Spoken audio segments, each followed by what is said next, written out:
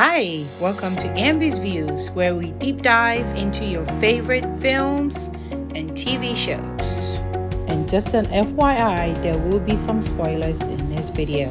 And please subscribe to help us grow this channel. Thank you. Just like my new favorite film from the motherland of Africa. Namaste, Wahala, Namaste, Wahala. We have a new release from Netflix called Slay. Slay is a new film with different actors from the motherland. We have actors from Nigeria, from Ghana, from Tanzania, from Zimbabwe, from South Africa, and probably many others that I'm not even aware of. But those are the countries that during my research, I found out most of the actors were from. It's a really fun film. And it takes on the issues of people pretending to be whom they are not, especially on social media such as Facebook, Instagram, and now TikTok, or even Snapchat, with all these filters so you don't really know what people look like. Gosh, on the Grizzy Gram, you know it never fails us. It's a Sponella.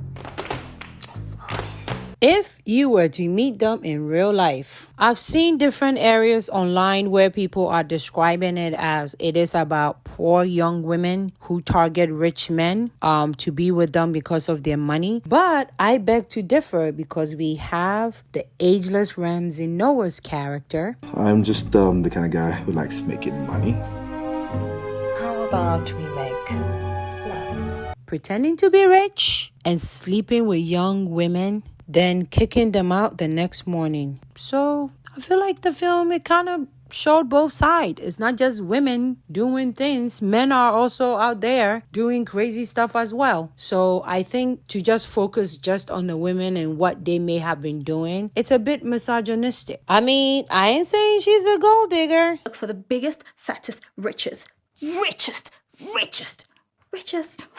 But even though this gold digger term has been universally accepted for women who look for men with influence, but in fact, according to my great resource of google.com, it's a unisex term which can be used for either men or women or anybody else in between. Anyway, guess what happened today? What?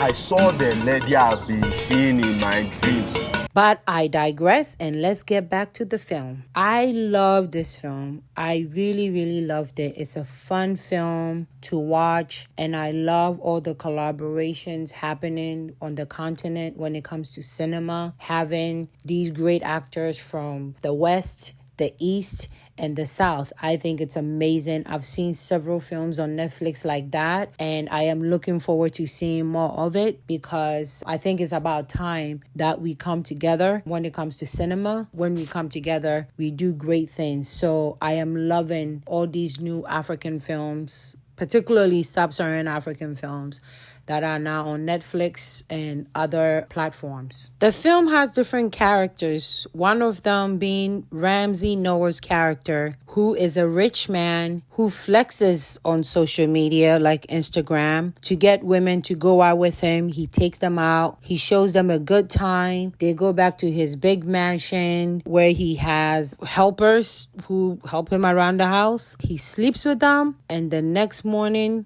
when they open their eyes, he's standing over them, telling them to get the heck out of his house.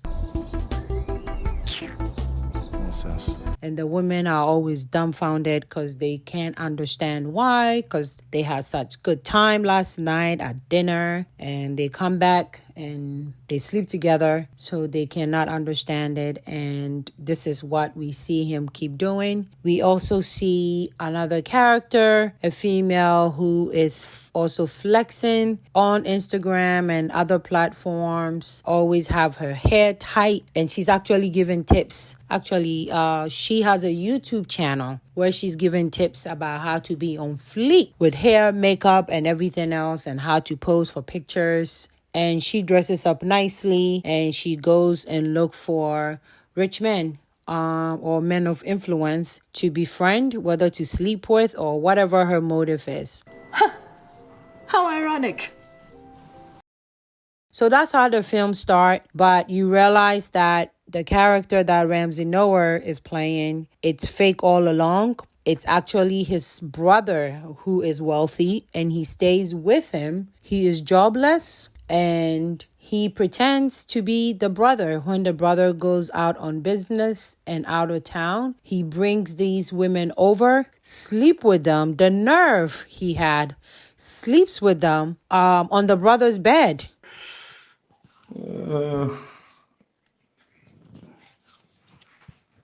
Oh, disgusting. So yeah, all the flexing, posing for pictures, showing these women good time, pretending to be rich, it was all fake. He was just faking it till he makes it. So that was what was going on with him. Then you have the females who are doing something similar. You know, they dress up nicely.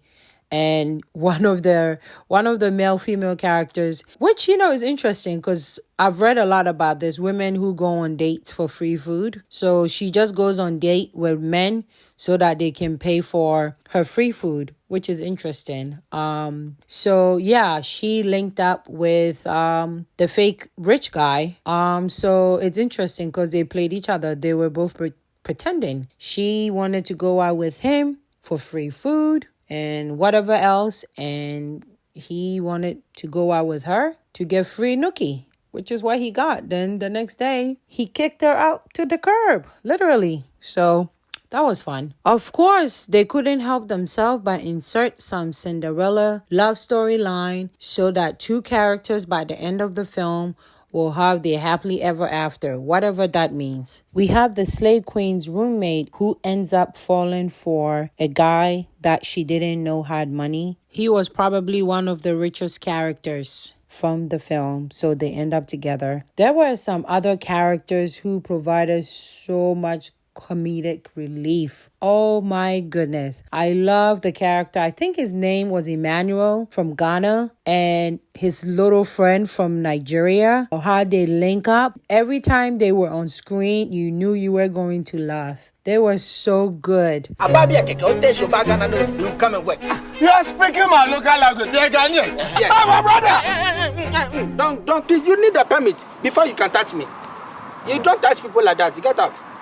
Emmanuel had recently come from Ghana to South Africa, and he needed someone to help him get his papers, his documentation, I guess his immigration papers, so that he can stay in the country and work. While his friend, who is originally from Nigeria, it's like he is like a house help, but he calls himself a proxy owner, like he owns the house by proxy. Your house is there? Yes. You are the houseboy. You are the houseboy. I'm not houseboy. And there's nothing like houseboy in South Africa. You can call me proxy owner. He was hilarious. He tells Emmanuel that he needs to find himself a South African woman so that he can remain in the country. And they both end up falling for the same woman. Now, I'm not sure if they really like this woman or they wanted to use this woman, but oh my goodness, all the comedy ensued because they will both show up doing all these great things for the woman, but in the end, the woman realized that they were both trying to use her, so she dumped them both. Baby. Hello. Oh, Dad. What are you doing here? Can we help you? I love those two characters. They provided all the comedy in the film. My two new favorite terms from this film was proxy owner and a blesser. A blesser is when you get yourself someone wealthier than you so that they bless you in terms of whatever you need. So I thought that was interesting. And I'm loving all these new lingos that I'm learning by watching lots and lots of African films. And Africans are so creative. Who comes up with the term a blesser to describe a sugar daddy or a sugar mommy? Only in the motherland. Overall, Slay is a fun film and I highly recommend it. However, here are a few critiques that I have. The sound and the background music were so loud, sometimes I could not hear what the characters were saying. And because of it, I don't even remember a lot of the characters' names because the music and the sound was unnecessarily loud for no reason. When the characters were talking, they could have minimized all the background sound so that you could actually hear what people were saying. As of this recording in May 2021, Netflix has actually taken down Slay from its platform due to copyright infringement. I saw Wendy Shay, who is a Ghanaian musician, complain that they used her music without her permission, and this could be due to why the film has been taken down. It is my hope that Netflix and whoever else who is involved are able to resolve this legal issue so that other people can have an opportunity to watch this fun film. If you've watched the film already, what did you think about it? What did you think about the message of people being fake on social media and online in general? Are you on fleek yourself? Are you a blesser or are you the blessed? Let's discuss in the comment section. And what did you think of the film in general? Thank you so much for watching, and don't forget to like and subscribe.